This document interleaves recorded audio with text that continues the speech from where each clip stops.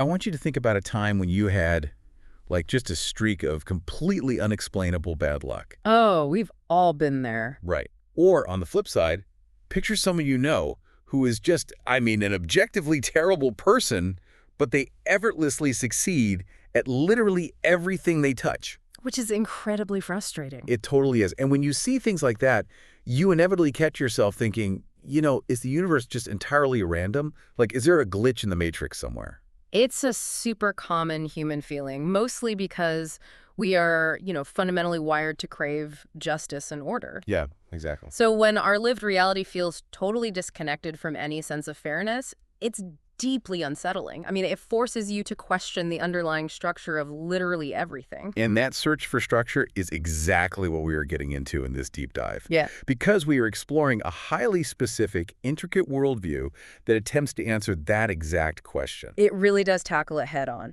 It does. We've got a translated lecture and some really fascinating visual aids outlining the philosophy of Daisung Jinriho, which is it's a Korean new religious movement. Right. Now, just to set the ground rules for you listening, we are looking at this impartially. We're not here to endorse this as the absolute truth of the universe or push any kind of agenda. No, not at all. The mission today is really just to unpack the mechanics of this system, to see how it builds this entire cosmic blueprint to explain the unexplainable. And it is a massive blueprint, too. I mean, we are mapping out a spiritual ecosystem that stretches from local guardian deities to a universe quite literally packed with spirits. Yeah, packed is the word. But the ultimate goal of understanding this framework is to see how it builds toward what it calls an upcoming universal age. Okay, wait, what does that mean exactly? Well, it's this era where the divide between humans and gods essentially collapses, and they actually have to team up to manage reality. Which sounds like a pretty massive promotion for humanity, frankly. It really is. But before we get to humans running the cosmos, let's start with that opening dilemma about random luck and unfairness. Right, the glitch in the matrix feeling. Yeah, this philosophy tackles that by essentially saying our problem is that we are only looking at half the board. It divides reality into the visible and the invisible. Yes, and trying to understand your life's fortunes by only looking at the physical world, I mean, it's treated as an exercise in total futility in this text. Because you're missing half the data. Exactly. It's like trying to solve a puzzle when you only have the edge pieces.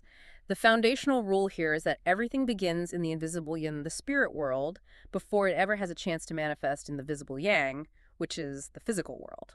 And the lecture provides a really grounding visual for this. If you think of the S-curve on a classic yin-yang symbol. Oh, right, the dividing line. Yeah, we usually think of that line as a solid boundary separating two distinct things. But the analogy they use describes that curve as interlocking, almost like green onions stacked tightly together. That's such a specific image. It is. But it makes sense. The physical and the spiritual are constantly bleeding into and influencing each other in this endless loop. They aren't separate at all. A good way to conceptualize that interlocking nature, and the text gets into this, is to think about a physically exhausting day. Okay, like doing manual labor or something. Exactly. The hard physical labor, that's the yang. And that directly dictates the depth and quality of your sleep, which is your body retreating into the unseen restorative state, right? The yin. Oh, you see. And then the quality of that unseen sleep completely dictates your physical capabilities the next day. You just cannot isolate one from the other. So if we apply that logic back to the idea of coincidence or random bad luck, in this framework, coincidence just isn't real. Not at all. It's just a placeholder word humans invent when we lack the tools to see the yin side of the equation. Precisely. And this is where the philosophy directly addresses the injustice of bad people succeeding and good people suffering. The ultimate unfairness. Right. It introduces the mechanics of ancestral karma, but not as a vague, New Age spiritual concept. It's presented as a rigid cosmic accounting system. But wait, let me push back on that for a second.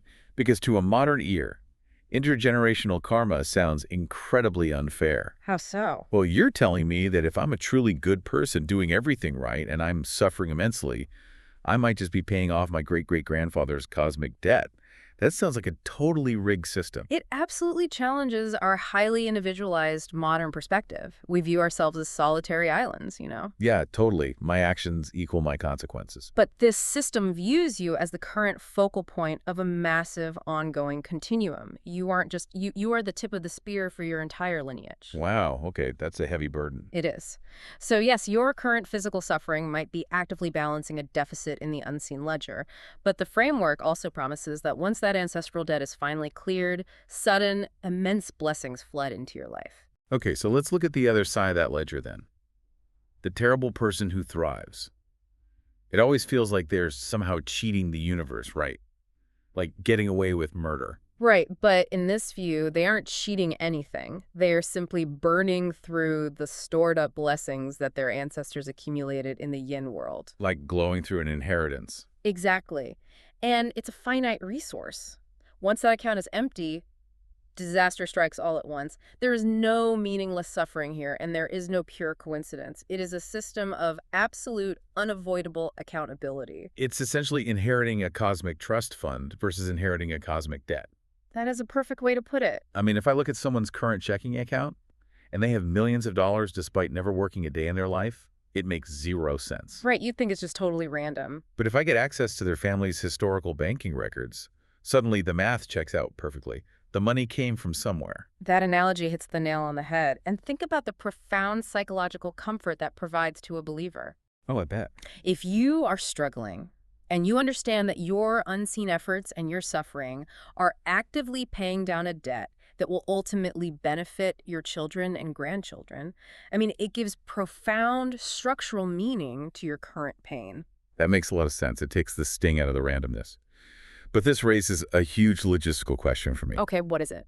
If my personal ancestors are operating in this invisible yin world to manage my personal fortune, who is running the broader systems? The macro level. Yeah. My ancestors aren't managing the weather or the global economy or geopolitical borders. Who handles all of that? That takes us a step up the hierarchy to the Jibangshan, which translates to regional gods. Regional gods, okay. Yeah. Just as you have ancestral spirits managing your specific lineage, nations and territories have guardian deities managing their specific domains. The visual aids for this section are just wild. They map out these regional managers, Right. and it's basically a total crossover episode of world mythology. It really is. It pulls from everywhere. For Korea, they list Dangun. Japan has Amaterasu. China is managed by Pangu.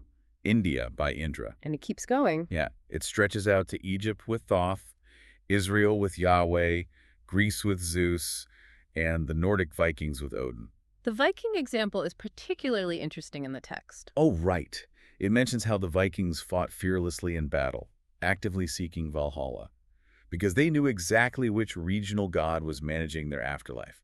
They knew the local management, basically. Exactly. And this introduces a very strict, non-negotiable rule of spiritual order in this framework. You have to honor your own ancestors and your own regional gods first. You can't just pick your favorite.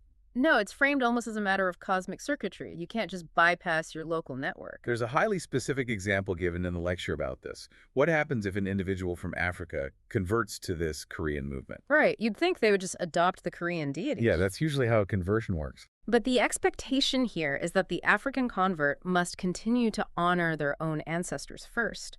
They are explicitly told not to suddenly start blindly worshiping Korean figures like Dangun. That is so counterintuitive for a religious movement. Well, their argument is that ignoring your own roots and adopting someone else's is like severing the roots of a tree and expecting it to drink from the soil next door. But why, though? I mean, if they believe in the new system, why wouldn't the heavens accept that devotion?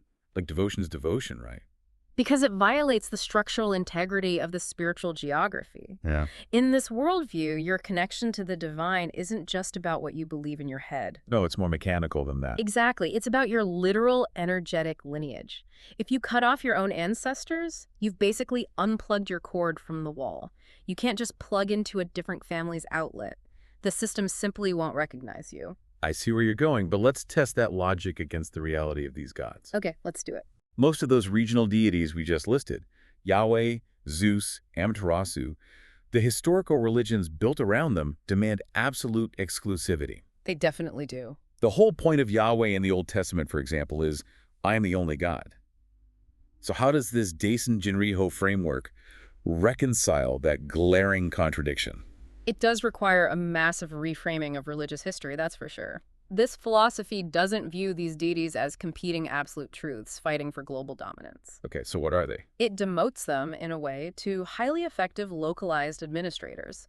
They all operate within a larger cosmic bureaucracy under one supreme deity, identified here as Guchen Sangje. Ah, so there is a boss. Yes. So all that historical religious conflict, it's framed as a profound misunderstanding of spiritual geography. It's like two regional branch managers going to total corporate warfare, causing absolute devastation, just because both of them mistakenly believe they are the CEO of the entire company. That is exactly it. They are powerful, they are highly effective in their specific regions, but they lack the macro perspective. Okay, so we have a relatively tidy corporate structure forming here.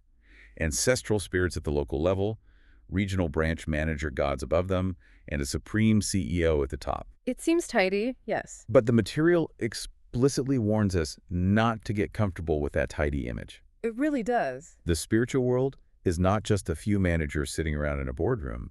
It is overwhelmingly, unimaginably crowded. Crowded is almost an understatement. The lecture includes this striking assertion, and I quote, "There are spirits even in a blade of grass or a dirt wall." A dirt wall. That fundamentally shifts how you view the space around you. It changes everything. We aren't just walking through empty rooms, we are constantly wading through consciousness. And there's a visual aid used to illustrate this in the text, a Goryeo Dynasty Buddhist painting, right? A Tanagwa? Right, the Tanwa. From a distance, it just looks like a standard painting of a single central Buddha figure. Just a normal piece of art. But when you zoom in on the texture of the painting itself, It's insane. The canvas is composed of 15,000 tiny, completely unique Buddha faces. 15,000. Yeah. Every single brushstroke is a distinct consciousness. And the speaker uses that as a visual metaphor for the staggering density of spirits in our reality. And to really drive home the scale of that density, they bring in a story from the Ganges River Sutra, the Hangagyang. I love this part. It's a great story. There's a Brahmin, a high-ranking priest, who approaches Gautama Buddha with a question about the future.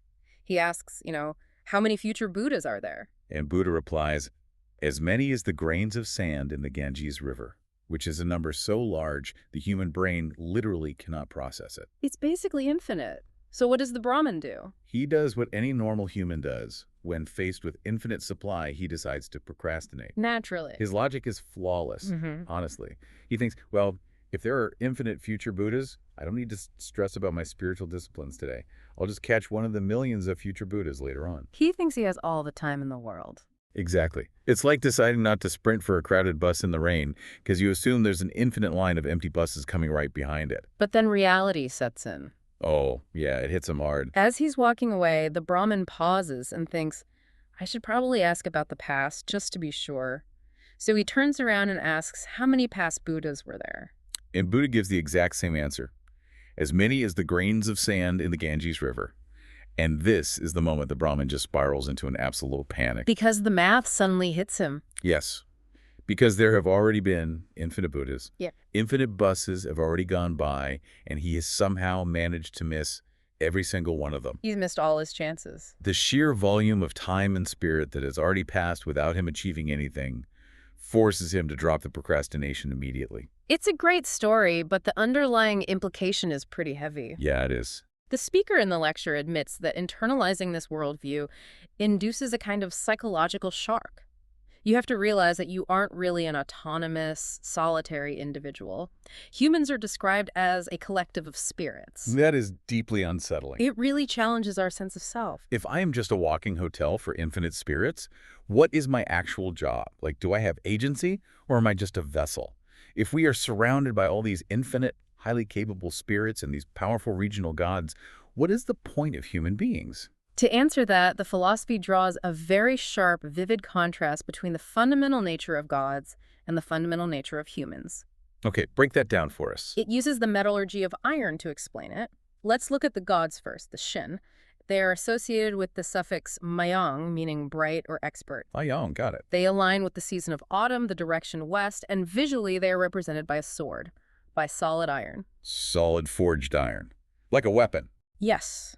Gods are absolute experts at truth.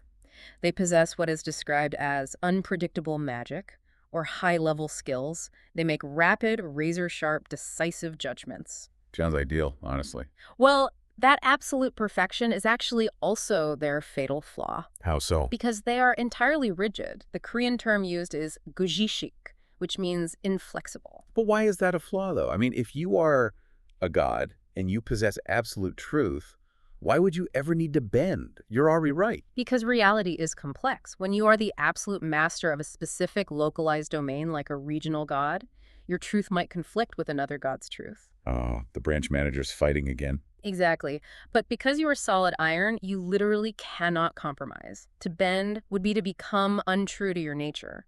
So they become prone to hasty, uncompromising decisions that can ruin the broader macro picture. They can't integrate with anything outside themselves. Okay, that makes perfect sense. A sword is incredibly useful, but you can't use it to build a bridge. It just cuts. That's a great way to put it. So that brings us to humans.